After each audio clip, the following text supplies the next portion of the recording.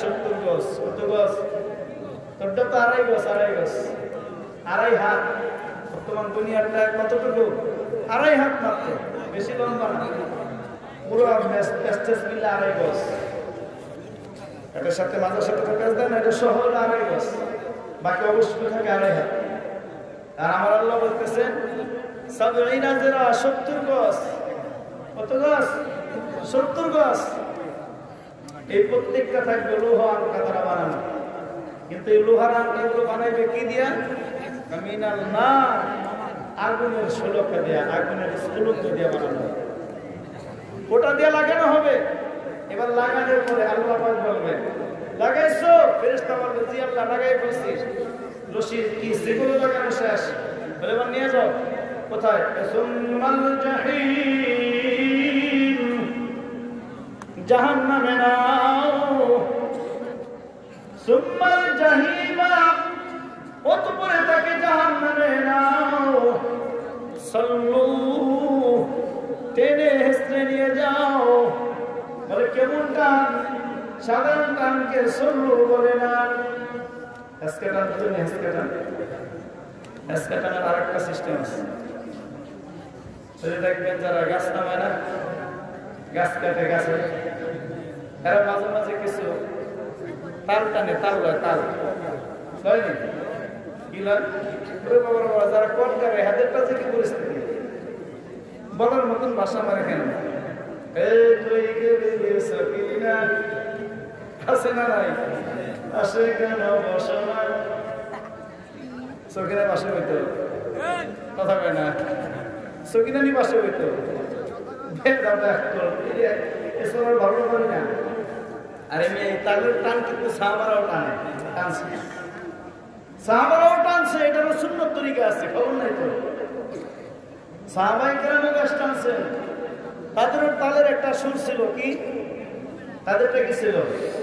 নুজুলে ওহী হাহোনা, নুজুলে কোরআন হাহোনা, হাবিবুল্লাহ হাহোনা, নুজুলে রাসূল হাহোনা, মিলাদে রাসূল হাহোনা। আল্লাহু আকবার।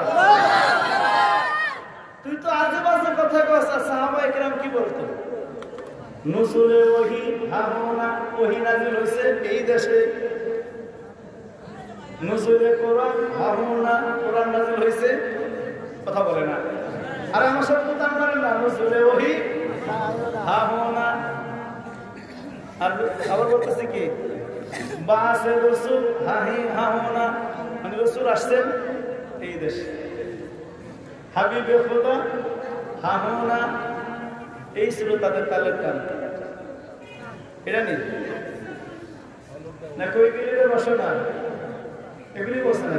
খবরদার, এগুলো সুন্নাত, এগুলো ফায়সা কথা। এটা একটা তালের টান আছে, এটাকে হ্যাসকে টান বলে। দেখবেন তালের সাথে হ্যাসকে টান বলে, এটাকে হ্যাসকে টান বলে।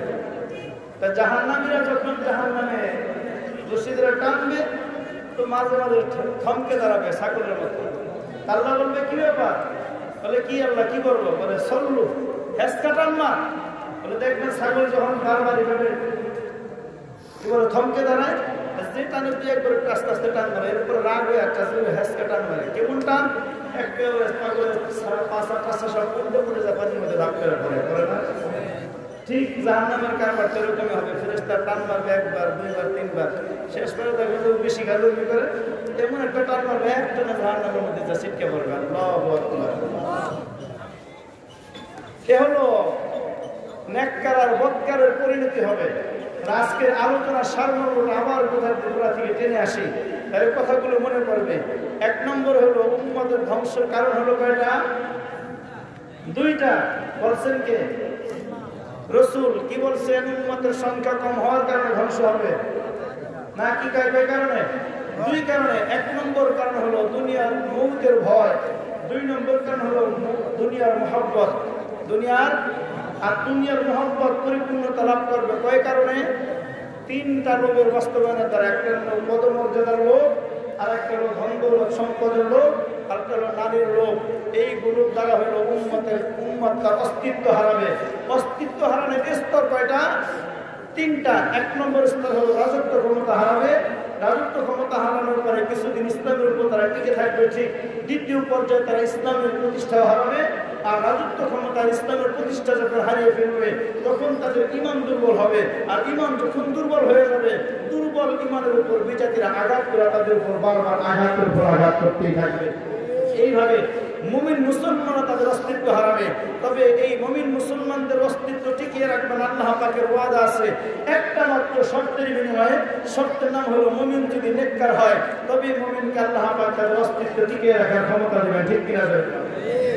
এবার নেককার হওয়ার এক নম্বর পদ্ধতি হলো ইয়াবুদুনানি, আমার ইবাদত করো, ওয়ালা ইশরিকুনা বি। দুই নম্বর হলো ইবাদত করতে পারছো না করছো না বিষয় না, কিন্তু আমার সাথে কি করো না, শিরক করিও না। ইয়াবুদুনানি, আমার ইবাদত করো, যদি ইবাদত না করো অন্য কারো করো না। অন্তত ইবাদত যদি না করো, নামাজ যদি না পড়ো, করো না, রোজা নামাজ শিখাইছো না, এগুলো দ্বারা গুনাহ হবে ঠিক, কিন্তু ওয়ালা ইশরিকুনা বি শাইআ, কিন্তু আমার সাথে কাউকে শরীক করিস না। নামাজ পড়ছ না, গুনাহ হয়ে গেছে, আমি আল্লাহ চাইলে মাফ করে দেব। রোজা রাখছ না, গুনাহ হয়ে গেছে, আমি আল্লাহ চাইলে মাফ করে দেব। হজ ফরজ হয়েছে, করছ নাই, আমি আল্লাহ চাইলে মাফ করব। যাকাত ফরজ হয়েছে, দেশ নাই, আমি আল্লাহ চাইলে মাফ করব। মিথ্যা কথা বলছো, গুনাহ হয়েছে, আমি আল্লাহ চাইলে মাফ করব। ওয়ালাকিন লা ইশরিকুনা বি শাইআ, আমার সাথে অংশীদার সাব্যস্ত করিস না, আমি আল্লাহ শিরকের গুনাহ কখনোই মাফ করব না। শিরক না করলেও আশা আছে, আশা না নাই। যদি শিরকটা বাদ দিয়ে আমরা করব, আমল নামার মধ্যে যদি শিরকের গুনাহ না থাকে, ভয় নাই তেমন একটা। আল্লাহ অন্য সমস্ত গুনার যায় হয়তো আযাব দেবেন অথবা মাফ করে দেবেন, তবে আল্লাহর মাফটা বেশি প্রবল আযাবের থেকে। ঠিক আছে নি? কিভাবে বুঝলাম সে কথা? আল্লাহ পাক সূরা বাকারার শেষের দিকে বলে দিয়েছেন, ফায়াগফিরু লিমান ইয়াশা ওয়া ইউআযযিবু মান ইয়াশা। আল্লাহ আগে বলেছে ফায়াগফিরু লিমান ইয়াশা, আগে বলেছে মাফ। আগে কি? মাফ। আল্লাহ যাকে চান মাফ করে দিবেন। ওয়া ইউআযযিবু মান ইয়াশা, আল্লাহ যাকে চান শাস্তি দিবেন। কে দিবেন? যাকে চান আযাব দিবেন, যাকে চান ক্ষমা করবেন, যাকে চান শাস্তি দিবেন। আগে ক্ষমা, তারপরে শাস্তি। কাজে ক্ষমা যখন একবার কারোর ঘোষণা হয়ে যাবে, আত্মশাস্তি নাই। এই জন্য আল্লাহ পাক ক্ষমাটাকে আগে আনছেন, কারণ আল্লাহ নিজেই বলে দিয়েছেন ইন্না রাহমাতি সাবাকাত আলা গাযাবি, আমার দয়া আমার গুসার উপর প্রবল। গুসার গতির চাইতে আমার দয়ার গতি বেশি, গুসার শক্তি চাইতে আমার দয়ার শক্তি বেশি। কখনো গুসা প্রবল যদি হতে যায়, গুসা যদি বাড়তে যায়, তো তার আগে রহমত আর দয়া যায়, আর সেই গুসাকে থামে। সুবহানাল্লাহ। নসেদ বান্দা তোরা যে অপরাধ করো, যে গুনাহ করো, যে নাফরমানি করো, যে আমার সাথে যে নাফরমানি করো, আমি আল্লাহ তোমাকে এক মুহূর্ত রাখতাম না, সব শেষ করে দিতাম।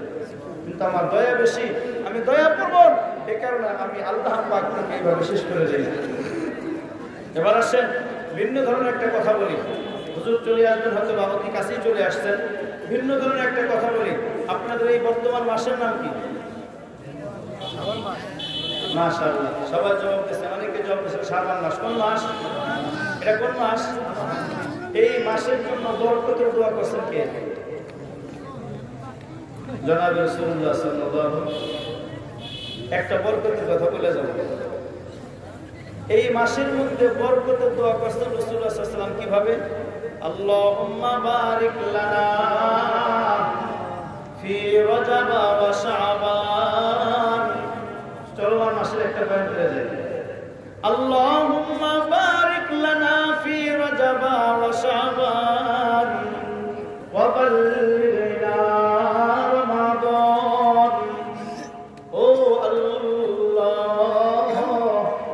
বরকত দান করো আমাদের জন্য রজব মাসে।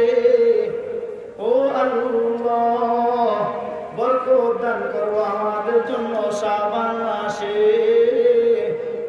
আল্লাহকে এবার প্রশ্ন, আল্লাহ তোমার হাবিব দোয়া করলো তোমার কাছে রজব মাসকে বরকতময় করে দাও। তোমার কাছে জানতে বড় ইচ্ছে হয়, রজব মাসটাকে তুমি বরকতময় করলানি। আমার আল্লাহ বলেন, হে বান্দা, রজব মাসকে বরকতময় করে দিলাম। কি বরকত? বরকত কাকে বলে বুঝতে হবে তো আগে।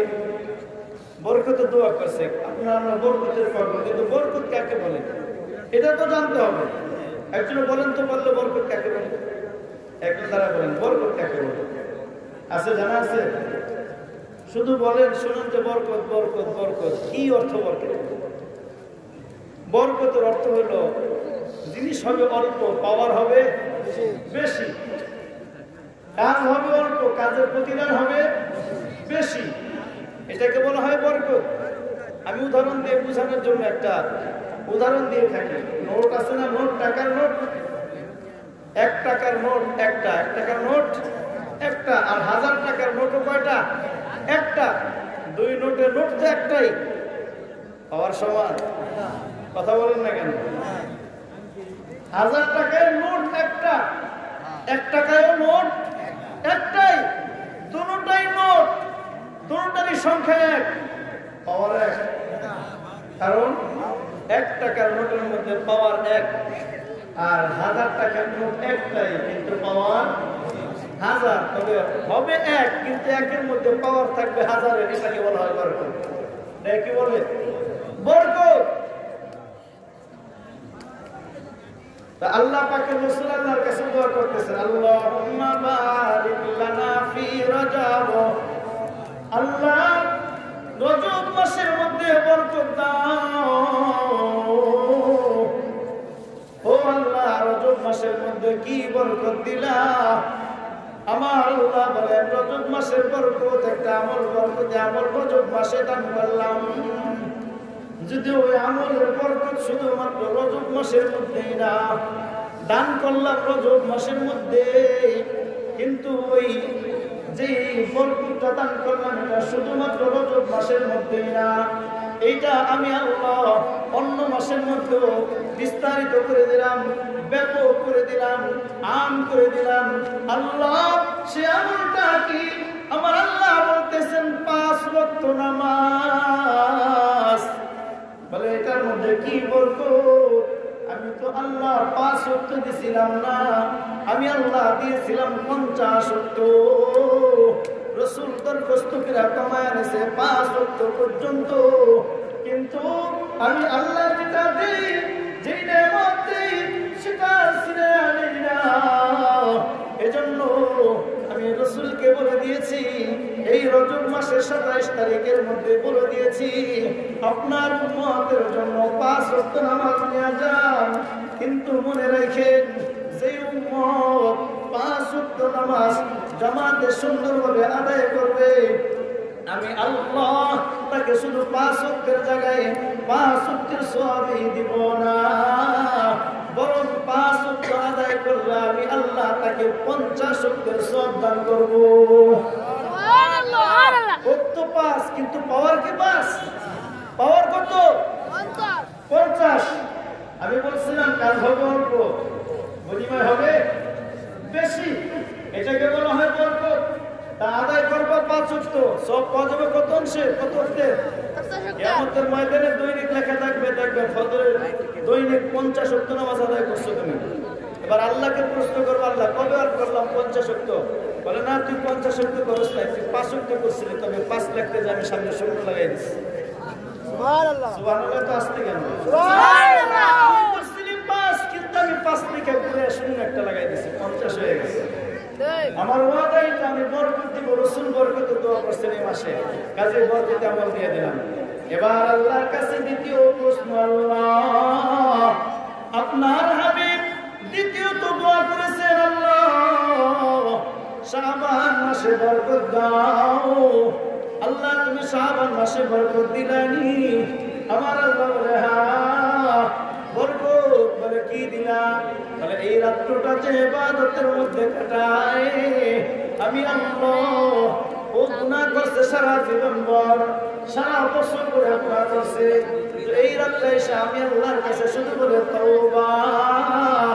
আমি আল্লাহ এই শুধুমাত্র 1 সেকেন্ড, 2 সেকেন্ড বা 1 মিনিটের মধ্যে বলে আল্লাহ মাফ করে দাও। আমি আল্লাহ সারা বছরের কৃত গুনাহকে 1 মিনিটের তওবার বিনিময়ে মাফ করে দেই। বরকত দিয়ে দিলাম। এবার আরো আশ্চর্য বরকতের একটা ঘটনা শোনায়।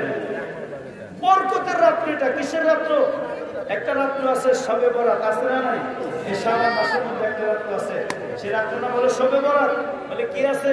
বলে ইমাম শিহাবুদ্দিন কালিউবি রহমাতুল্লাহ আলাইহি কালিউবি নামক কিতাবের মধ্যে একটা ঘটনা রাখছেন যে একদিন জামানার নবী ঈসা আলাইহিস সালাম পাহাড়ের কিনার আর সাগরের পার পাশাপাশি, ওই সাগরের পার হাঁটতে হাঁটতে যাইতেছে।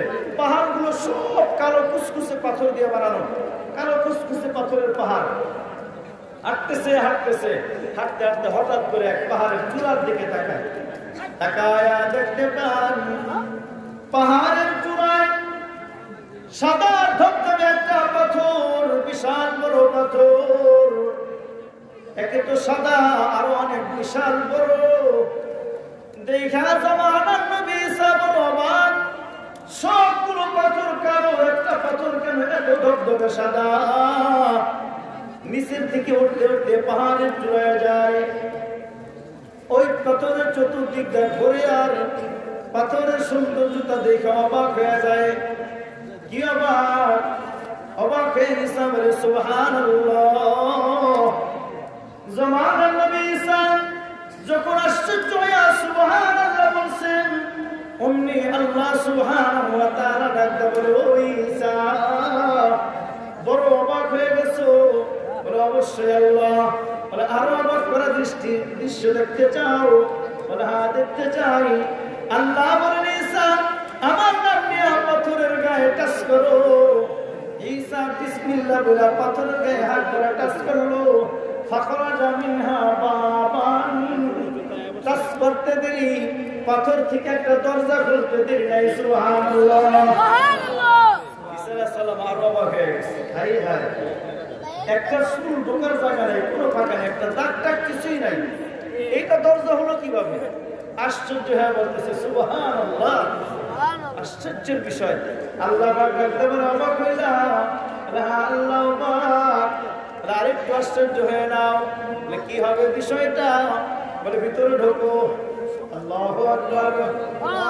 জামানার নবী ঈসা আলাইহিস সালাতু ওয়াস সালাম এবার ভিতরে ঢুকতেছে, ঢুকে দেখতেছে ফাইদা রাজুলুন শাইখা কায়িমুন ইউসাল্লি ওয়া বাইনা ওয়াল-ইনাবু বাইনা ইয়াদাইহি মুআল্লাকুন ওয়া হুয়া কায়িমুন ইউসাল্লি শারুহু আবিয়াদুন ওয়া জিলদুহু আবিয়াদুন ওয়া আলাইহি আলামাতুশ শুয়ুখা। কিতাবের মধ্যে রাখতেছেন ওই বুজুর্গ আল্লাহর নবী হযরত ঈসা আলাইহিস সালাতু ওয়াস সালাম ওই পাথরের মধ্যে ঢুকে দেখতেছে একটা লোক দাঁড়ানো। আল্লাহু আকবার, আল্লাহু আকবার। চুলগুলো সাদা হয়ে গেছে, পাকা সাদা হয়ে গেছে, যার গায়ের চামড়াগুলো ধবধবে সাদা। কায়মান দাঁড়ানো আছে, ইউসাল্লি নামাজ পড়তেছে। ওয়াল ইনাবু মুআল্লাকুন বাইনা ইয়াদাইহি, এবং সামনে আঙ্গুরের বড় একটা কারি ঝুলতেছে। এই অবস্থা দেখে জামানার নবী ঈসা অবাক হয়ে গেলেন। এই পাথরের মধ্যে ছিদ্র নাই, কিচ্ছু নাই, এখানে মানুষ বাসে কি করে? বড় অবাক। এবার জামানার নবী ঈসা সালাম দিছে, আসসালামু আলাইকা ইয়া আব্দুল্লাহ। ও আল্লাহর বান্দা, তোমার উপর আল্লাহর শান্তি। ঈসা সালামের জবাব দিয়েছে, ওয়া আলাইকুমুস সালাম ইয়া রূহাল্লাহ। আল্লাহু আকবার। ও আল্লাহর রূহ ঈসা, তোমার উপর আল্লাহর শান্তি বর্ষিত হোক। ঈসা তো আরো অবাক, এই লোকটার নাম জানে না, পাথরের মধ্যে তো আমি কখনো আসিনি, আমি যে ঈসা এই খবরের কাছে দিল। আতারিফুনি, এই তুমি আমাকে চেনো? আনতা ঈসা রূহুল্লাহ, তুমি ঈসা রূহুল্লাহ। বলার পর কি করো তুমি? না'বুদাল্লাহ, আল্লাহর ইবাদত করি। মা তাকুলু, কি খাও?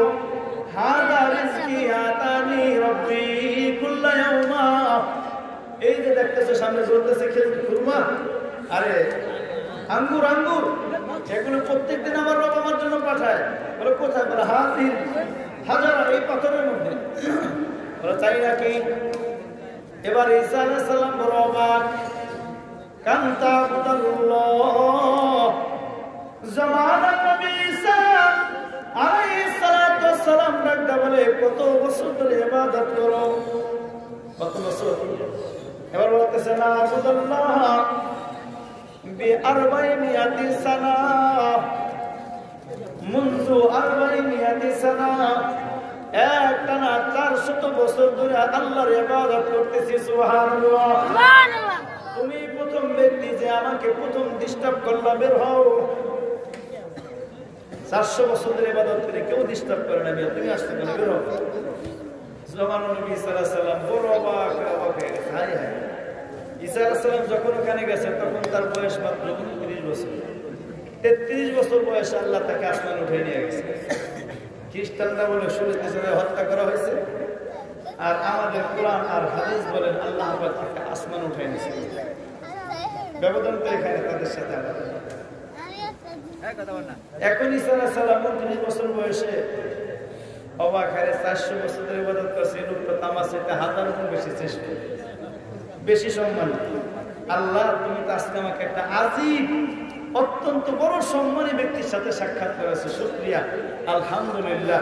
ঈসা আলাইহিস সালাম শুকরিয়া আদায় করে আর অবাক হয়ে গেছে, আর বলতেছে শাইখ আপনি তো বড় বুজুর্গ মানুষ। আল্লাহ তাআলা রাখতে বলে ঈসা সাবধান, তুমি তো নবী, ও তো নবী না, ও 400 বছর করতে পারে, তুমি তো নবী। কিন্তু ঘটনা আর একটা আছে, আশ্চর্য একটা সংবাদ নিবা, ওদের চাইতে আবার আশ্চর্য ঘটনা কি? বলে আসল একটা ঘটনা নিয়ে নাও। বলে বলেন না আল্লাহ। ও ঈসা, এই বেচারার 400 বছরের আমল তোমার কাছে অনেক মূল্যবান, তোমার কাছে লোকটাকে বড় বুজুর্গ মনে হয়, কারণ একটানা 400 বছর ধরে ইবাদত করে। ও ঈসা, খবর নিয়ে নাও, ইন্নালি হাবিবু, আমার একজন বন্ধু আছে, বন্ধু ইসমুহু আহমদ, যার নাম হবে মুহাম্মদ সাল্লাল্লাহু আলাইহি ওয়াসাল্লাম। কানা লাহু উম্মাম, কানাত লাহু উম্মাম, তার অনেক উম্মত হবে। ওয়া কানা লি উম্মতিহি লাইলাতান মিনাল বারাত, তার উম্মতের জন্য শাবান মাসে একটা রাত হবে, যে রাতটার নাম হবে লাইলাতুল বারাত। আল্লাহু আকবার। মাইয়াবুদুনি ফি হাযিহিল লায়াল, ফি হাযিহিল লাইল, এই রাত্রে যে ইবাদত করবে আমি আল্লাহ তাকে এই ব্যক্তির 400 বছরের ইবাদতের চাইতেও, সবে বরাতের পুরো রাত্রে ইবাদতকারীকে এই ব্যক্তির 400 বছরের ইবাদতের চাইতেও বেশি সওয়াব দান করব। সুবহানাল্লাহ। এক রাত্র 400 বছর, কত বছর? এক রাত্র কত হুজুর, কত?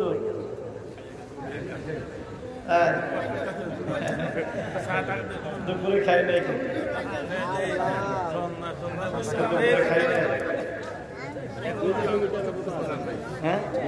আলহামদুলিল্লাহ 2 কিলোমিটার আছে। কতক্ষণ লাগবে? খেলাটা খেলে একটু খেলা আছে বাকি, খেলবো আরেকটু আছে বাকি। আসলটা এক রাত্র 400 বছরের চাইতে ফজিলত। এই লোকটা 400 বছর পর্যন্ত। এবার জামানার নবী সাল্লাল্লাহু আলাইহি সাল্লাম লোকটাকে জিজ্ঞাসা, মিয়া তুমি ইবাদত করবা আল্লাহর, ঠিক আছে, তো পাথরের মধ্যে আইছো কেন? ইবাদত করার জন্য তো দুনিয়াতে জায়গার অভাব নেই, তুমি পাথরের মধ্যে ঢুকছো কেন? আমি ঢুকি নাই, আবার ঢুকাইছে বলে কিসে?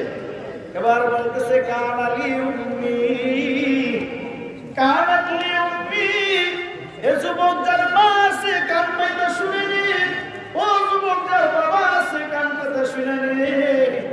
ও ইবাদতকারী বলতেছে কানালি উম্মি মারিদা ওয়া শাইখা, আমার একজন মা ছিল অত্যন্ত বুড়া এবং রোগাক্রান্ত।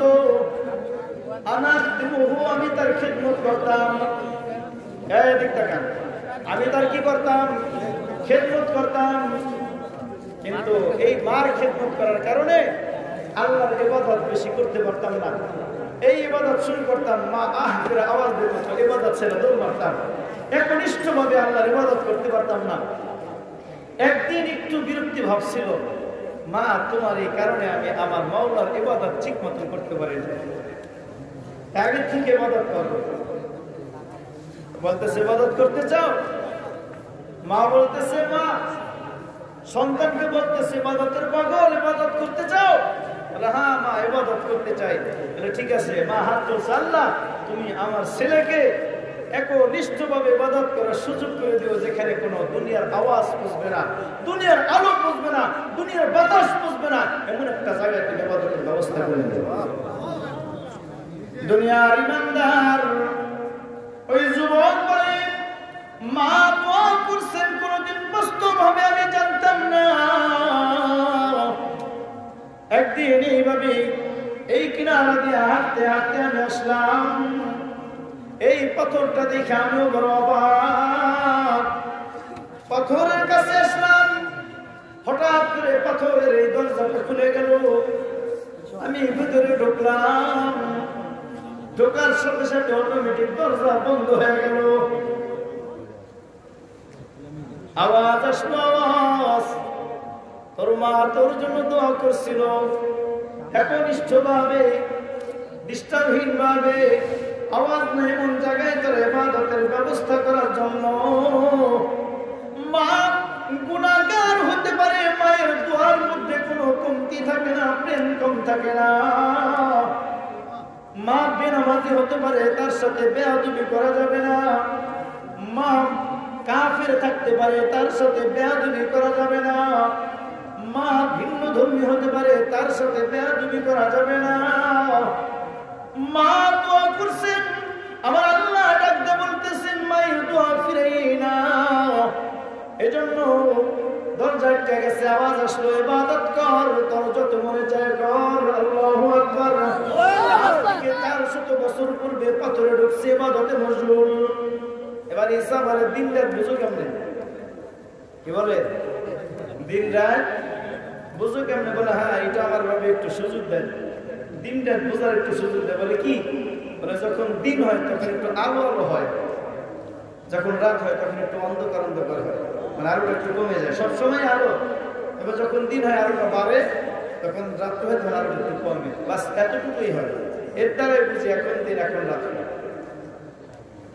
দুনিয়ার ইমানদার ওই জমানার নবী ঈসা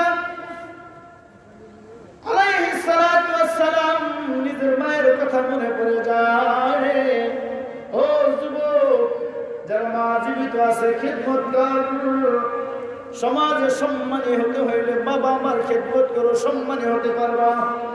বড় রাজনীতিবিদ হতে চাও, বাবা মার খিদমত করো, বড় নেতা হতে পারবা, লিডার হতে পারবা।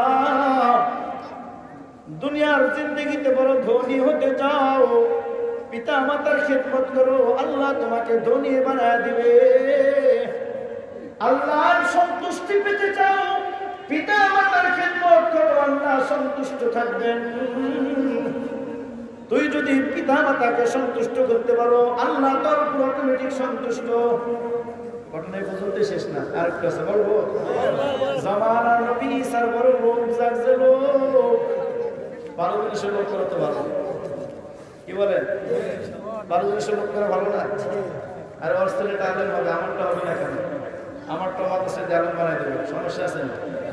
এই লোক খারাপ না ভালো? জামানার নবীর লোক জাগছে। ঈসা আলাইহিস সালামের আল্লাহ যে উম্মতের এক রাত্রে 400 বছর থেকে বেশি সওয়াব, উম্মতটা তো উম্মত খুব কঠিন উম্মত। আবার আল্লাহ আরেকটা জায়গায় বলছেন না, লাইলাতুল কদরি খায়রুম মিন আলফি শাহর, এক রাত্র 1000 মাসের চাইতো 1000 মাসের চাইতো শ্রেষ্ঠ। এটা কোন উম্মতের? আরে এই উম্মত উম্মত মুহাম্মাদি। ঈসা আলাইহিস সালাম কয় যে উম্মতের এই মর্যাদা, এক রাত্রে 400 বছরের বেশি সওয়াব, হাই হাই এই উম্মত না আমার দরকার।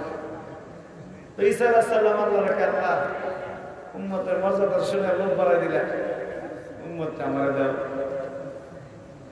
উম্মত গুলো দেখেন ঈসা আলাইহিস সালামের শব্দ চয়নটা। ঈসা এটা বললো না যে আল্লাহ ওই উম্মতের নবী আমারে বানাও, বললেন কি আল্লাহ ওই উম্মত আমারে দাও, কারণ ওই উম্মত আমারে দিলে ওই উম্মতের কারণে আমি ধন্য হব। নিজেকে ছোট করলো, ছোট বিনয়ী করলো, বিনয়ী। আর যদি ঈসা বলতো আল্লাহ ওই উম্মতের নবী আমারে বানাও, তাহলে বোঝা যেত কি আমি নবী হলে উম্মতের ফায়দা বেশি হবে, নিজেকে একটু বড় মনে করছে। ঈসা আলাইহিস সালাম নিজেকে বড় করলেন না, কি করলেন? আল্লাহ ওই উম্মত আমাকে দাও, যে উম্মত সৌভাগ্যওয়ালা উম্মত। কারণ কি? বলে সৌভাগ্যওয়ালা উম্মতের নবী হইতে পারলে আমি উম্মতের কারণে সৌভাগ্যওয়ালা হব। বিনয়ী হলেন, বিনয়ী। আল্লাহ তাআলা জবাব দিলেন না, এই উম্মত রিজার্ভ হয়ে গেছে, এই উম্মত মুআয়্যান হয়ে গেছে, নির্ধারিত হয়ে গেছে। কার জন্য? আমার হাবিবের জন্য। কার জন্য? আমার হাবিবের জন্য নির্ধারণ হয়ে গেছে, এটা তোমাকে দেওয়া যাবে না। ঈসা আলাইহিস সালামকে ফেল মারলাম, কিন্তু ঈসা আলাইহিস সালাম চিন্তা করতেছে যে নবীর উম্মতের নবী যেহেতু হইতে পারলাম না, আর একটা অপশন তো আছে, আর একটা দোয়া করি উম্মতের মতন যেন আমি একটু উম্মত হতে পারি, এই দোয়া প্রস্তুত করে। কিন্তু এইটাও যদি আল্লাহ ফিরেই দেয় তাহলে আর তো সুযোগ থাকবে না। এই জন্য আগে আল্লাহর সাথে কথাবার্তা বলে নিতেছে, আল্লাহ সব নবীর তুমি একটা বিশেষ দোয়া, বিশেষ একটা মোনাজাত, বিশেষ একটা দাবি সব নবীর তুমি কবুল করো, এটা তোমার ওয়াদা।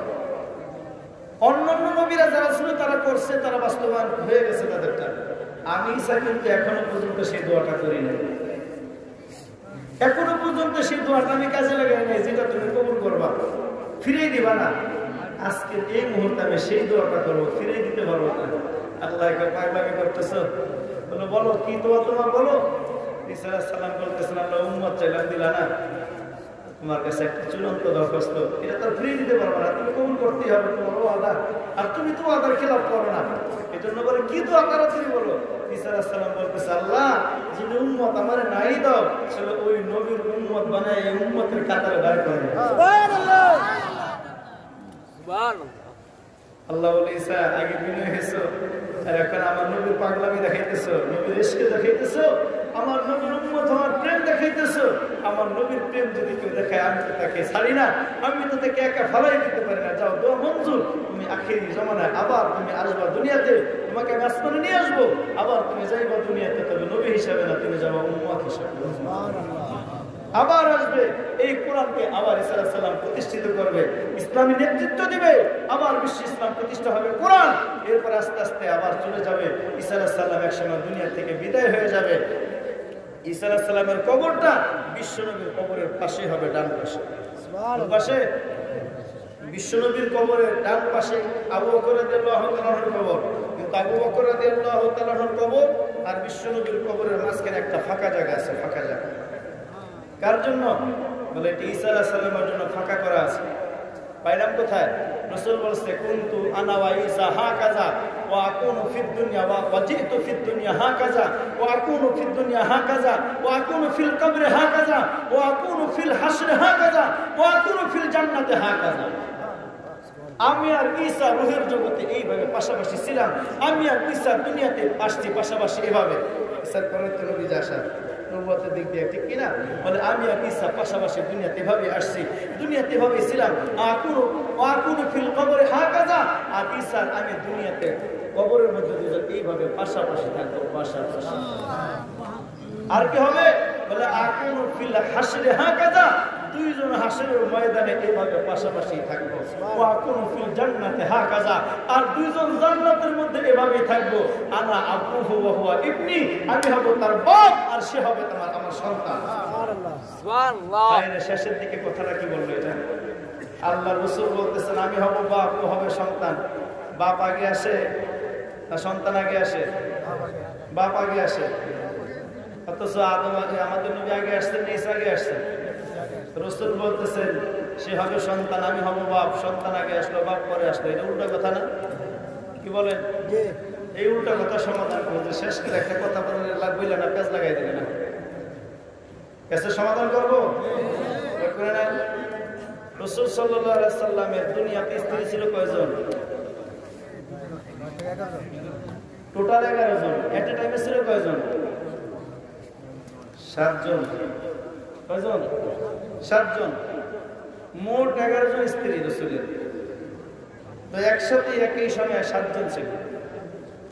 এরা তো জান্নাতের মধ্যে তো এরা স্ত্রীর মর্যাদা সকলেই পাবে।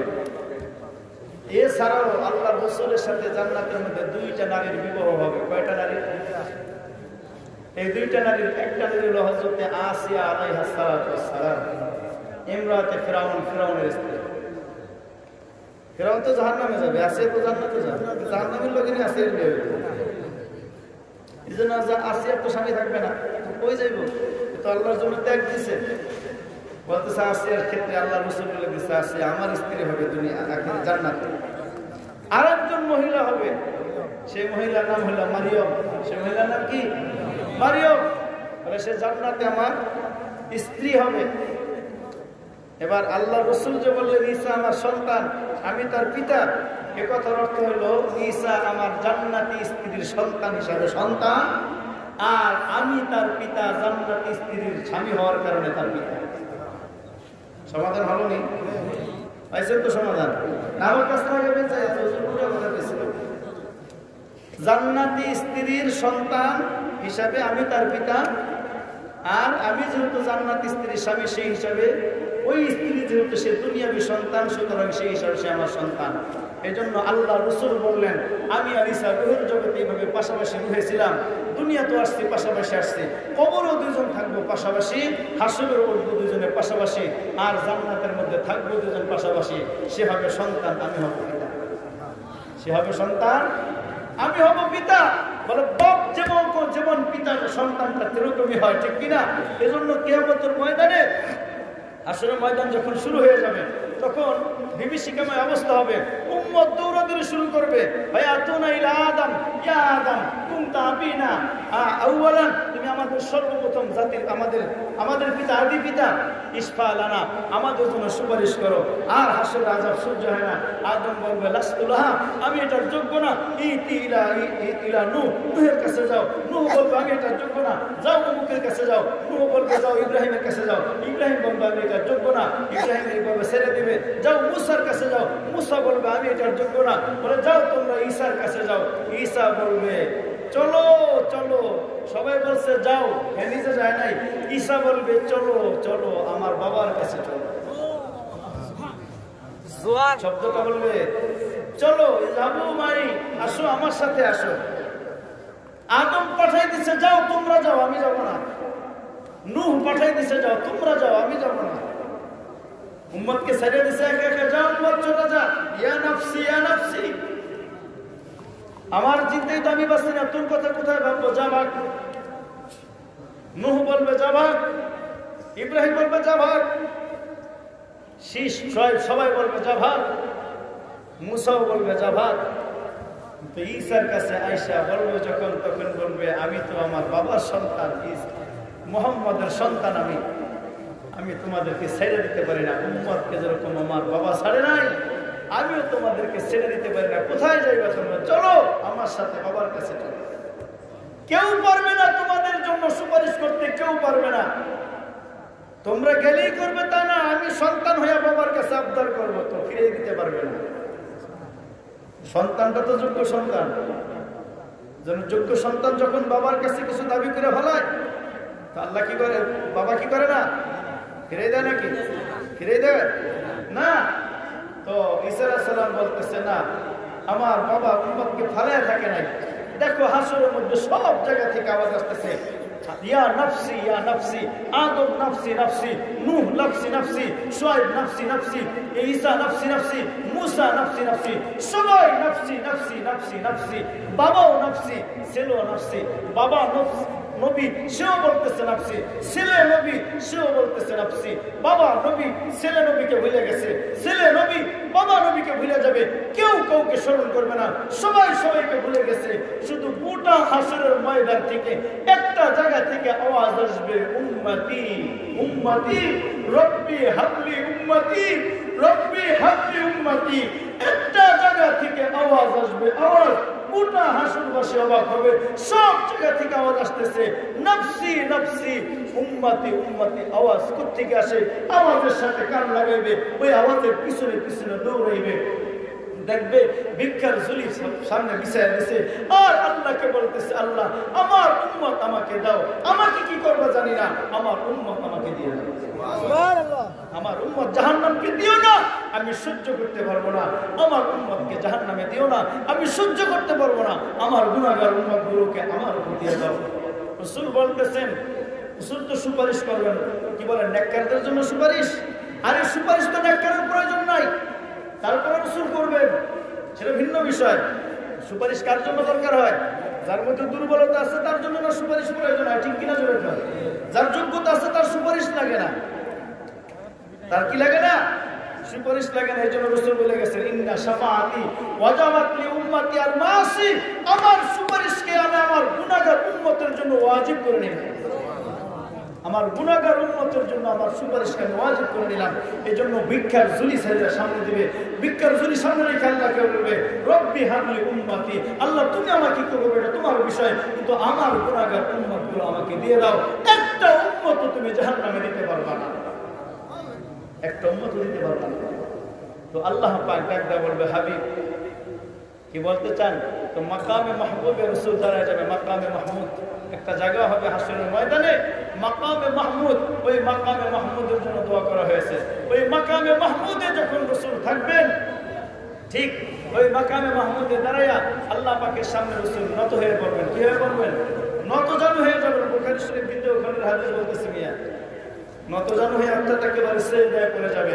এবার রাসূল বললেন, আহমাদুল্লাহ হামদান লা আহমাদতু মা আথনাইতু ওয়াক্তু, আমি আল্লাহর এমন প্রশংসা করব যে প্রশংসা জীবনে কখনো করি নাই।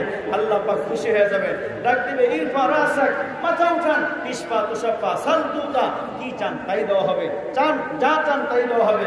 ইশফা তুশাফা, আপনি সুপারিশ করেন তো সুপারিশ কবুল করা হবে। রাসূল বলবেন, আমার গুনাহগার উম্মতগুলো আমাকে সুপারিশ এটাই। আল্লাহ বলবেন, ঠিক আছে, আপনার উম্মত দেখেন এই হাসরের ময়দানের মধ্যে আপনার উম্মত যাদের সিনার মধ্যে এক চনাবুট পরিমাণ ঈমান আছে, ঈমান, আমল নাই, আমল কিছুই নেই, আমল কিছুই নেই, আমল নাই, আমল নামাজ নাই, রোজা নাই, হজ নাই, যাকাত নাই, শুধু ঈমান আছে। কি পরিমাণ? চনাবুট পরিমাণ চনাবুট। রাসূলের সুপারিশের দরজাটা দেখাই দিয়ে যেতেছে, চনাবুট পরিমাণ ঈমান আছে শুধু। বলে, যান এদেরকে বাছাই করে করে জান্নাতে নিয়ে যান। রাসূল জাহান্নামের গেটে দাঁড়ায় যাবে, খবরদার জাহান্নামের গেট খুলবে না, আমি বেছে নিয়ে লই। রাসূল এক বাছুনি দিয়ে সবগুলোকে জান্নাতের দিকে পাঠাই দিবে, নিজে যাবে না, হঠাৎ জাহান্নামের দিকে তাকাইবে, দেখবে এখনো পর্যন্ত কিছু গুনাহগার উম্মত যাইতেছে যাদের ঈমানের পাওয়ার চনাবুটের চাইতে কম। এবার আবার সিজদায় পড়ে যাবে, আবার আল্লাহর প্রশংসা করবে, আল্লাহ পাকের কাছে কান্না করবে। আল্লাহ পাক ডাক দিয়ে বলবে, ওয়ালাল আখিরাতু খায়রুল লাকা মিনাল উলা, দুনিয়াতে কাঁদছেন, আখিরাত আপনার কান্দার নয়, আখিরাত আপনার আনন্দের। সুবহানাল্লাহ, বলেন সুবহানাল্লাহ। কি বলবেন? সালতুতা, কান দেওয়া হবে, ইশফা তুশাফা, বলেন সুপারিশ করবেন, কি সুপারিশ করবেন করেন। আল্লাহ রাসূল আবার ভিক্ষার ঝুলিটা সামনে তুলে, আল্লাহ রব্বি হাবলি উম্মতি, আয় আল্লাহ আমার গুনাহগার উম্মত আমাকে দিয়ে দাও। বলে, দিলাম তো। বলে, না, ওই যে আরো দেখা যায় যাইতেছে। বলে, যান যাদের অন্তরের মধ্যে সরিষার দানা পরিমাণ ঈমান আছে তাদেরকে বাছাই করে করে নিয়ে যায়। কি নাই? কোনো ইবাদত নাই, ইবাদত নাই, আমল নাই, আমার রোজা হজ যাকাত কিছুই না, আছে কি? শুধু কথা বলেন না কেন? ঈমান, ঈমান, শুধু ঈমান আছে। বলে, যান এক সরিষা পরিমাণ যারা আছে তাকেও নিয়ে যান। বানায় হাদিস বলতেছে না, বুখারী শরীফ দ্বিতীয় খণ্ড, ওখানে হাদিসটা আছে, খুলে দেখবেন। যাই হোক, এবার দেখেন আল্লাহ রাসূল এবার বাছুনি দিবে, সব বাছাই করে পাঠাই দিবে জান্নাতের দিকে। সমস্ত নবীরা পর্যন্ত বাছুনির মধ্যে চলে যাবে, সমস্ত নবীরা জান্নাতে গেটে যায়। দারোয়ানকে ডাকতে বলবে, খোলো কে? বলে, না খোলা যাবে না। বলে, কারণ কি? বলে, তালা মারা, তালা মারা। বলে, তালা মারা চাবি কই? বলে, চাবি আমার কাছে নাই। বলে, চাবি কই? চাবিওয়ালা ময়দানে। চাবিওয়ালা কোথায়? এই কথা বলেন না কেন? চাবিওয়ালা কোথায়? ময়দানে। চাবিওয়ালাকে নিয়ে এসো, চাবিওয়ালা ছাড়া খোলা যাবে না। না, আমার কাছে চাবি নাই। বলে, তুমি দারোয়ান হয়েছো কেন? কেন দারোয়ান শুধু এতটুকু যেখানে দাঁড়াই থাকে, চাবিও আমার কাছে নাই, তালা মারা ঠিক। চাবিওয়ালা কে? চাবিওয়ালা হলো মুস্তাফা সাল্লাল্লাহু আলাইহি ওয়াসাল্লাম। বলে, সে তো ময়দানে, উম্মতের পাগল, এরা নিয়ে আসো। আদম আলাইহিস সালাম সহ সমস্ত নবীরা। বলে, আমরা কি করবো? বলে, যে ওয়েটিং রুম আছে, ওয়েটিং রুম, বয়ে থাকে না, সব নবীরা বসে থাকবে, সমস্ত উম্মত যাদেরকে সুপারিশ করে পড়াইছে সবাই ইন্তজার, অপেক্ষা। রাসূল আবার সিজদায় পড়ে কাঁদতে শুরু করবে মাকামে মাহমুদ। এবারে কান্নাটা হবে আরো ভয়াবহ কান্না। আল্লাহর প্রশংসা এমন ভাষায় করবে, আল্লাহ পাক সন্তুষ্ট হয়ে যাবে। এবার বলবে আল্লাহ পাক, বাস ইরফা রাসাক, তোলের মাথা, ইসআল তুতা, চান কি চাইবেন দেওয়া হবে, ইশফা তুশাফা, কি সুপারিশ করবেন বলেন, সুপারিশ গ্রহণ করা হবে। আল্লাহকে বলবে, আল্লাহ এখনো দেখা যায় গুনাহগার উম্মত যায় জাহান্নামে, যদি ওদের আমল নাই ইমান আছে অল্প, বলে ওইগুলো তো যায় জাহান্নামে, ওগুলো আমাকে দিয়ে দেন। বলবেন দিলাম তো, বলে দিচ্ছেন তারও তো যায়, আমি তো সহ্য করতে পারি না। বলতেছে ঠিক আছে যান, যাদের অন্তরে জাররা পরিমাণ ইমান আছে। কি পরিমাণ? জাররা পরিমাণ ইমান আছে, ইমান নামাজ রোজা নাই, শুধু জাররা পরিমাণ ইমান আছে, ইমান বলে যান, এদেরকে নিয়ে যান। আল্লাহু আকবার। ঈসা আলাইহিস সালাত জনাব রাসূলুল্লাহ সাল্লাল্লাহু আলাইহি ওয়াসাল্লাম আবার বাসনে দিবেন। জাররা চোখটা দেখবে, জাররা এই চোখটা দেখবে। জাররা চোখটা দেখা যায়? কথা বলেন না কেন? জাররা চোখটা দেখা যায়? আরে মিয়া, জাররার ব্যাখ্যা কি? আমরা দেখি না যে বাতাসের মধ্যে রৌদ্রের মধ্যে অনেক সময় ধুলো ধুলো উড়ে, এটা অনেকে জাররা বলে না, এটা মূলত জাররা না। করোনা ভাইরাস দেখা যায় না?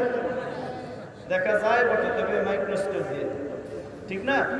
তাও মাইক্রোস্কোপ তো কত পাওয়ারে দিবে, 100% দেওয়ার পর ক্লাস করতে হয়, এরপরে করোনা ভাইরাসের অস্তিত্ব দেখা যায়। চিন্তা করে দেখছেন? এমনি তো জাররা মাইক্রোস্কোপ দিয়ে দেখা যায়, কিন্তু মাইক্রোস্কোপের 100% ঘন্টা ব্যবহার করে, পাওয়ার পয়েন্ট ব্যবহার করে প্লাস করতে হয়। এই প্লাস করলে তারপরে করোনা ভাইরাস দেখা যায়। প্রথম তো ধরতেই পারে না, কিন্তু ধরতে বুঝতে পারে না কি ধরনের কি জিনিস, এরপরে সেটাকে দেখতেছে। তাহলে এই করোনা ভাইরাস ওটা সূক্ষ্ম না, এর চাইতে জাররা আরো সূক্ষ্ম। সেই জাররা ও রসুল চোখটা দেখছেন, কি দিয়ে দেখছেন? চোখটা দেখছেন। তার প্রমাণ কি জানেন? রসুল বলছেন, যখন কোনো তরল পদার্থের উপর কোনো মাছি বসে যায়, তোমরা মাছিটাকে খেদায় দিও না, পারলে ধরে এটাকে ডুবাই দাও, এরপরে বের করে ফেলাই দাও। ঘিন্নার গাছ না, মাছি পড়ছে, খেদায় দিয়ে চলে যাবে, ডুবাই দেবো কেন? রসুল কারণ বলে দিচ্ছে, ফাইন্না ফি আজনিহাতিহি দাউন ওয়া ফি আজনিহাতিল উখরা দাওয়াউন। তার এক ডানার মধ্যে রোগ জীবাণু, আর এক ডানার মধ্যে ওই রোগ জীবাণু ধ্বংসকারী ভ্যাকসিন। এ কি করে? বৈশাই জীবাণুটা কাজ করে ঢালে, ভ্যাকসিনটা ঢালে না। এবার জীবাণু তো ঢেলে ফেলেছে, ওই জীবাণু ধ্বংস করবো, ভ্যাকসিন কই? আর এক ডানার মধ্যে ডুবাই দে, তাইলে ভ্যাকসিন উপরে গেল, তবে জীবাণু কেটে গেল, তো এটা পিওর হয়ে গেল। বিজ্ঞানীরা 1400 বছর পর্যন্ত চিন্তা করছে, কি করে এটা ফালতু। 1400 বছর পর যখন মাইক্রোস্কোপ আবিষ্কার হয়েছে, এখন লাগাই দেয় যে ওই যে বড় বড় যে বড় দেখা যায়। চিন্তা করছেন চোখের পাওয়ার, রসুলের চোখের পাওয়ার চিন্তা করছেন তো? এই পাওয়ারওয়ালা চোখ দিয়ে হাসরের ময়দানে চোখ ঘুরাইবে, ওই যে দেখো আমার জাররা জাররা ঈমানওয়ালারা যায়। আল্লাহু আকবার, আল্লাহু আকবার। দইরা দিলে বলবে এদিক যাস, ওদিক যা, জান্নাতে যা, ওভার পড়া। তো সেই দিন যাইবে, সব জান্নাত থেকে যাইবে। যাওয়ার পর এখন এমন কিছু আছে যাদের ইমান আছে কিন্তু খুব সূক্ষ্ম, রসুলের চোখ দিয়েও দেখতে কষ্ট। এগুলি দেখে দেখে আল্লাহ রসুলের মায়া হয়ে যাবে। আল্লাহ এইবার আবার সেজদা করে যাবে, আবার সেজদা করে আবার কান্না শুরু হবে। যারে যারে রসুল কাঁদবেন, কান্নার সাগর মিশে যাবে। আল্লাহ পাক বলবে, ইয়া হাবিবি ইরফা রাসাক, মাথা উঠান, বলেন কি বলেন, কি চান আপনি বলেন। আপনার আজকে আপনার সুপারিশ, আপনার সুপারিশের দরজায় রাখেন, থাকেন, কি বলতে চান আপনি বলেন। আল্লাহ ওই যে কিছু জাহান্নামে যাইতেছে, আল্লাহ আমি তো সহ্য করতে পারি না। আল্লাহ পাক বলবেন, লাস্তা লাহা, এটা আপনার জন্য। এত মায়া কেন? আপনি বানাইছেন? এই বান্দাগুলি আপনি বানাইছেন? না, আমি বানাই। হায়াত আপনি দিছেন? না, আল্লাহ হায়াত আমি দিন। রিজিক আপনি দিছেন? না। লালন পালন আপনি করছেন? না। আকাশ থেকে এদের ফলনের জন্য বৃষ্টি নামাইছে, আপনি নামাইছেন? জমিন থেকে গাছ উঠেছে, আপনি উঠেছেন? ফল বের করছে, আপনি করছেন? এই ফল ধ্বংস করার জন্য কত পোকামাকড়, কত কিছু হয়েছিল, সবগুলো থেকে ফলটাকে হেফাজত আমি করছি, আপনি করছেন। এই সব কিছু হয়ে 50, 60, 70 বছর লালন পালন করলাম, অক্সিজেন ব্যবহার করে। অক্সিজেন আপনি বানাইছেন? সূর্যের আলো দিয়ে ওকে আমি বাঁচিয়ে রাখলাম, এই আলো আপনি বানাইছেন? না। হায়াত বলে না, কিছুই তো আপনি করেন নাই, মায়া কেন? জানি না আল্লাহ কি যে মায়া দিয়ে দিয়েছে। আল্লাহু আকবার, আল্লাহু আকবার। দুনিয়ার ইমানদার আমার আল্লাহ তখন ডাকতে বলবে, হাবিব বানান নাই, রিজিকও দেন নাই, লালন পালনও করেন নাই, হায়াত দৌলত কিছুই দেন নাই। এক সেকেন্ডের জন্য লালন পালনের দায়িত্ব আপনার উপর ছিল না। এরপর হয়তো মায়া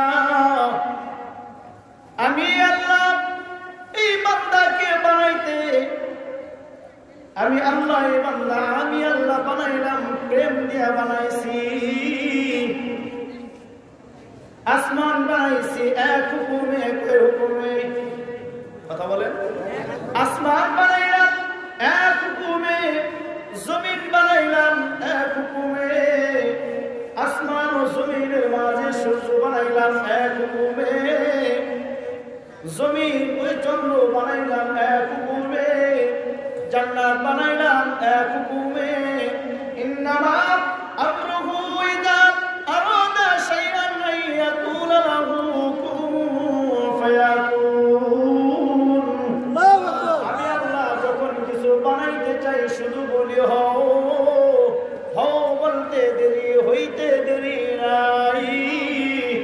আসমান হও হইতে দেরি নাই, জমিন হও হইতে দেরি নাই, ফেরেশতা হও হইতে দেরি নাই, জিন হও হইতে দেরি নাই, শুধু বলি হও হইতে দেরি নাই। আমি আল্লাহ এমন বানানেওয়ালা আল্লাহ। আমার আরশ বানাইলাম, বললাম আরশ হও, হয়ে গেছে। এই কোরআন লেখার জন্য কুরসি ও লৌহ বানাইলাম, বললাম লৌহ হও, হয়ে গেছে। সর্বপ্রথম মাখলুক বানাইলাম, নাম তার কলম, বললাম কলম হও, তো হয়ে গেছে। আমি আল্লাহ শুধু বলি হও, হয়ে যায়। সব কিছু এক হুকুম দিয়া বানাইলাম। এতটা শক্তিশালী বানানেওয়ালা আমি আল্লাহ। এই বান্দাকে বানাইলাম আমি 3 স্তরে, মানুষ বানিয়েছি আমি 3 স্তরে। প্রথম স্তর আদমের দেহ, দ্বিতীয় স্তর হাওয়ার দেহ, তৃতীয় স্তর আদম ও হাওয়ার সন্তানদের বানানো। 3টে স্তরে বানিয়েছি। কিভাবে? কাইফা খলাক, কিভাবে বানাইছো? বলে খলাকতু জিসমা আদম, আমি আদমের দেহ বানাইছি এক টানা ৩৬,০০০ কোটি বছর সময়। সুবহানাল্লাহ, আসলে এক টানা কত হাজার কোটি বছর? ৩৬,০০০ কোটি বছর। ৩৬,০০০ কোটি বছর। ৭০,০০০ পুত পবিত্র ফেরেশতাকে আল্লাহ নির্ধারণ করছেন।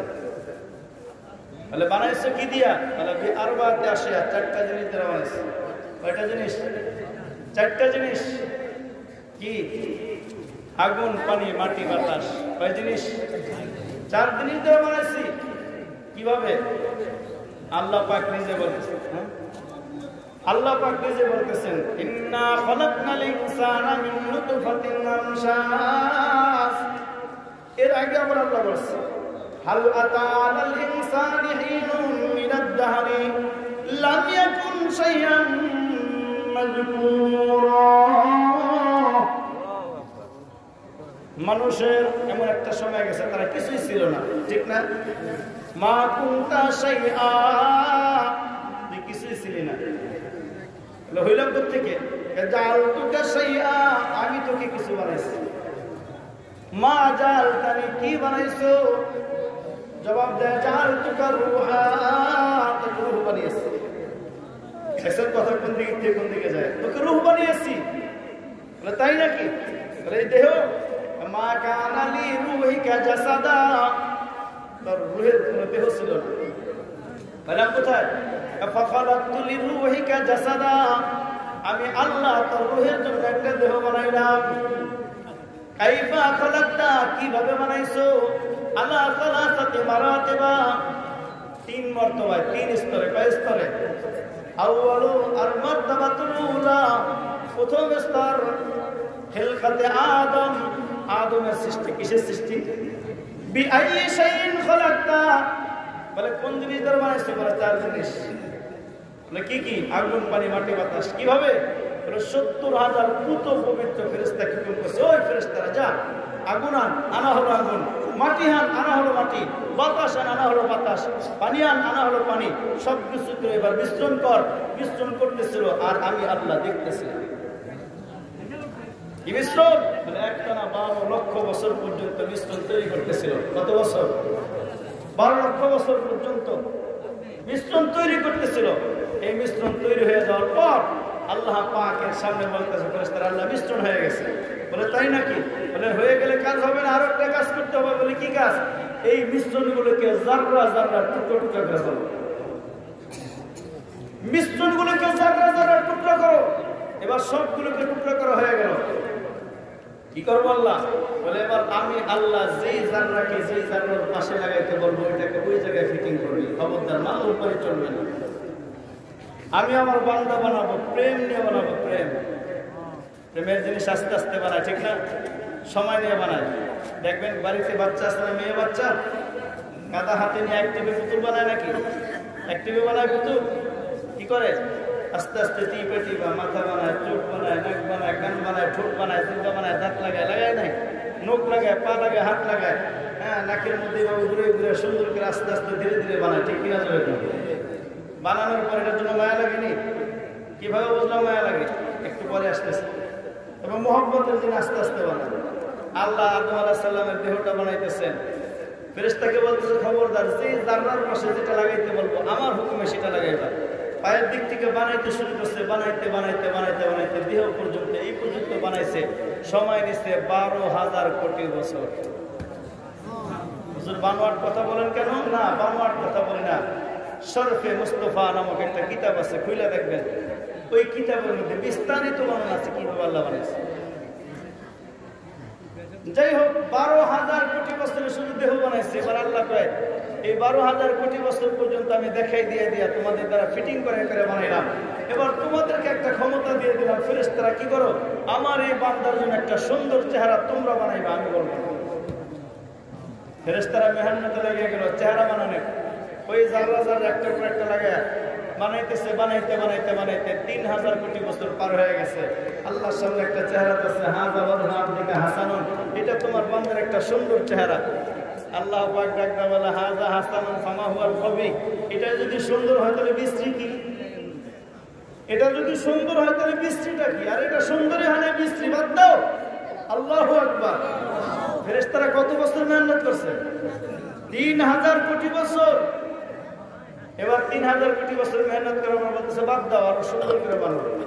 আবার মেহনতে লেগে গেল ফেরেশতারা 70,000 পবিত্র ক্ষমতাধর ফেরেশতা। এরা মেহনত করে বানাইতেছে আরো 3,000 কোটি বছর। মোট 6,000 কোটি বছর হয়ে গেল চেহারা বানাইতে ফেরেশতাদের, তাই না?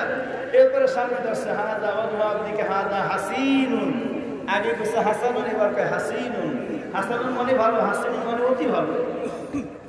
আল্লাহ এটা অতি সুন্দর। আল্লাহকে হাসানুন ওয়ালাকিন লা ইস্তাকবালু লিআবদি। এটা একটু ভালো হয়েছে বটে, তবে আমার বান্দার জন্য যোগ্য না। আল্লাহু আকবার। বানাইছো ঠিক আছে, একটু ভালো হয়েছে, কিন্তু এটা আমার বান্দার জন্য প্রযোজ্য নয়। এটা আমার বান্দার জন্য খাটে না, বান্দার দেহের সাথে এটা মিল হয় না। বাদ, এটাও বাদ। দুনিয়ার ইমানদার আমার আল্লাহ বলতেছেন লান তাস্তাতিউ আন তাখলুকা ওয়াজহা আবদি। না, তোরা পারবি না কোশ্চেন কালেও আমার বান্দার চেহারা বানাইতে তোরা পারবি না। আনা খুলুকু ওয়া আনা যায়্যানু ওয়াজহা আবদি। আমার মাহবুব বান্দার মাহবুব চেহারাটা আমি আল্লাহ নিজের হাত দিয়ে বানাবো। সুবহানাল্লাহ। আসমান বানাইছি, হাত লাগাই নাই। জমিন বানাইলাম, হাত লাগাই নাই। আসমান ও জমিনের মাঝে সূর্য বানাইছি, হাত লাগাই নাই। জিন বানাইছি, হাত লাগাই নাই। ফেরেশতা পুত পবিত্র বানাইলাম, হাত লাগাই নাই। জান্নাত বানাইছি, হাত লাগাই নাই।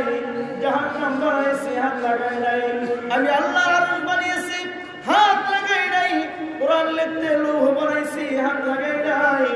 ওয়ালাকিন্না আবদি ইস্তামালতু ইয়াদাইয়া। আমি আমার হাত ব্যবহার করলাম লিখিলকাতি ওয়াজহি, তোর চেহারাটা বানানোর জন্য। আল্লাহু আকবার। তোর চেহারা বানাইতে আমার হাত লাগাইছে, হাত। এজন্য মাঝে মাঝে আল্লাহকে বলে আল্লাহ এই গালে তোমার হাত লাগছে, এই গালে। আর এই গালে যে হাত লাগছে, এই গালটাকে তুমি জাহান্নামে পড়বা? তোমার হাতের ইজ্জত থাকবে? তোমার হাতের সম্মান থাকবে? কিভাবে পড়বে? পারবা না, তুমি করতে পারবে না। প্রেম দিয়ে বানাইছো। দুনিয়ার ইমানদার ফেরেশতাদেরকে দিয়ে আল্লাহ দেহ বানাইলেন 12,000 কোটি বছর। ফেরেশতারা 6,000 কোটি বছর চেহারা বানাইতে চেষ্টা করলো। মোট সময় কত? 18,000 কোটি বছর। দুনিয়ার ইমানদার আমার আল্লাহ যে তুমি আসমান জমিন সবকিছু বানাইতে পারেন, ওই আল্লাহ নিজের হাত বের করলেন। সুবহানাল্লাহ। হাত তো কার হাত? আরো বলবেন কার হাত? কেমন? বলে তেমন যেমন, জানি না কেমন, উনার টাইমে জানি। এবার আল্লাহ বলতেছেন আমি বানাইলাম বান্দার চেহারা। কত বছর?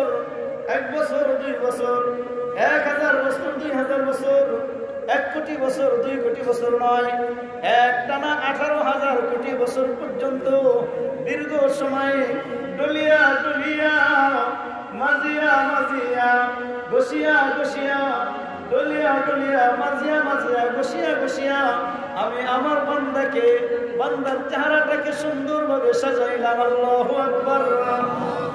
কত বছর? 18,000 কোটি বছর। 18,000 কোটি বছর। শুধু চেহারা, শুধু চেহারা। কেন? আল্লাহ বানাইতে খুব দুর্বল? আল্লাহর বানানোর শক্তি খুব দুর্বল? সময় লাগে বেশি? যদি বলো সময় লাগে বেশি, তা আল্লাহ বলতেছে আসমান বানিয়েছে এখন কমে দেখ। কিন্তু প্রেম নাই। আর যেটা প্রেম নাই ওটাকে রাখবো না, ওটাকে রাখবো না, এটা শেষ করে দেবো। জমিন বানাইছে প্রেম নাই, শেষ করে দেব। সূর্য বানাইছে প্রেম ছিল না, শেষ করে দেব। চন্দ্র বানাইছে প্রেম ছিল না, শেষ করে দেব। والشمس وضحاها والقمر إذا تلاها إذا الشمس كورت والسماء انفطرت إذا السماء انفطرت সব ধ্বংস হয়ে যাবে না? জমিন ইজা জুলজিলাতিল আরদু জিলজালাহা ওয়া আখরাজাতিল আরদু আসকালাহা আল কারিয়াতু মাল কারিয়া, সব ধ্বংস করে দিবে। কুল্লু মান আলাইহা ফান, সব ধ্বংস হবে, কিছুই থাকবে না। থাকবে শুধু কে? আল্লাহ। ওয়ালাকিন আবদি, কিন্তু বান্দা তোকে কিন্তু আমি শেষ করব না।